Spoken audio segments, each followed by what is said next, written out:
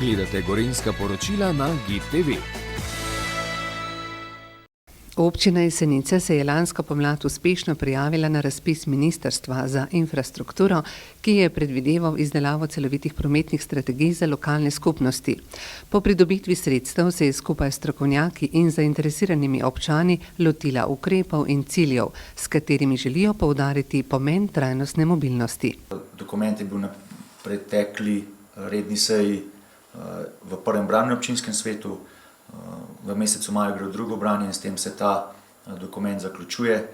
Seveda pa pol nas čaka tisti najtežji del, se pravi izbir pa izvedba ukrepov, s katerimi bomo soustvarjali nadaljnjo prihodnost naše lokalne skupnosti. Prometno strategijo občine Jesenice sestavlja 5 stebrov: motorni promet, hoja, kolesarjenje, parkirni promet in kakovost bivanja.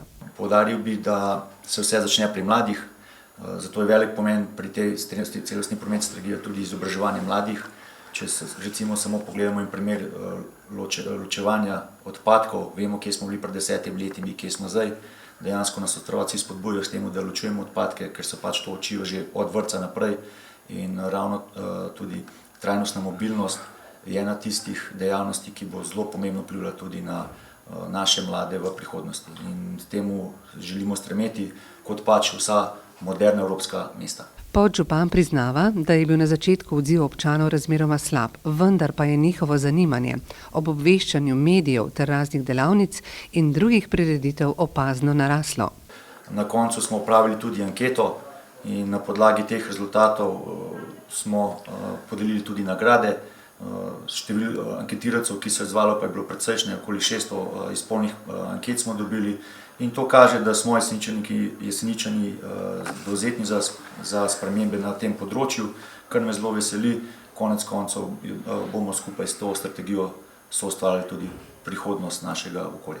Občina Jesenice je strategijo vse bližje trajnostni ureditvi prometa v občini, pri čemer se zavedajo, da sprejem strateškega dokumenta pomeni začetek reševanja izzivov v prometu.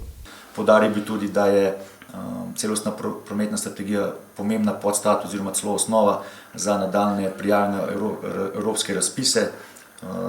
Ti evropski razpisi oziroma razpisi, ki bo sofinancirala tudi država, pa bodo zagotavljali, da se bomo lahko prijavili na te ukrepe, s katerimi bomo prišli do teh ciljev. Gradnja pločnikov, kolesarskih stez, tovrstne zadeve.